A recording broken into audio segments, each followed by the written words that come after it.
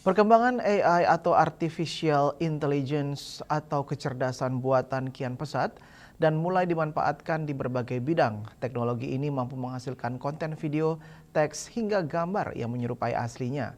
Namun di balik manfaatnya, penyalahgunaan AI kini menjadi perhatian serius aparat penegak hukum. Terhadap aturan di bidang pendidikan. Ditemui belum lama ini di kampus akademisi ITB Stikom Bali, Profesor Evi Triandini menjelaskan bahwa AI merupakan teknologi yang diciptakan manusia dan pada dasarnya bersifat netral.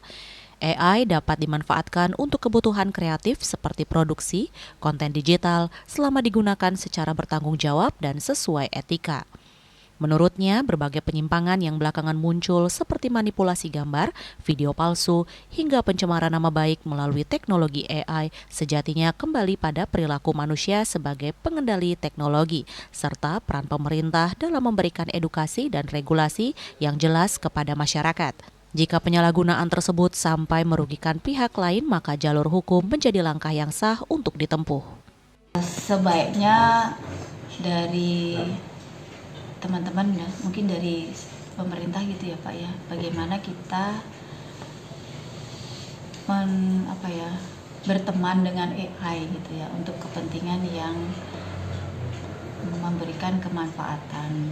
Jadi kalaupun terjadi penyalahgunaan teknologi AI dalam keseharian, nah ini manusianya nih Pak yang harus kita ajak untuk menyikapi bagaimana kita menggunakan AI itu dengan bijak. Kalau memang penyalahgunaan itu misalkan nih membuat sebuah produk yang merugikan orang lain, misalkan nama baik, bahkan berdampak pada mungkin di sebuah perusahaan gitu ya, istilahnya itu berdampak ke menjatuhkan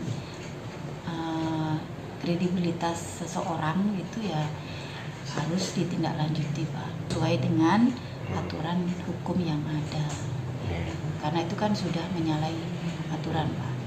Melalui laman Bareskrim Polri melalui Direktorat Tindak Pidana Siber menyatakan bahwa penyalahgunaan AI termasuk pembuatan konten deepfake, manipulasi foto atau video, serta penggunaan identitas orang lain tanpa izin dapat dijerat Undang-Undang ITE dan pasal pidana lainnya.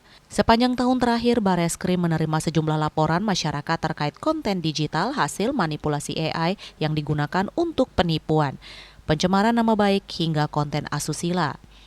Sementara itu, Polda Bali juga mencatat adanya laporan kasus kejahatan siber yang memanfaatkan teknologi AI, khususnya melalui media sosial dan aplikasi pesan singkat.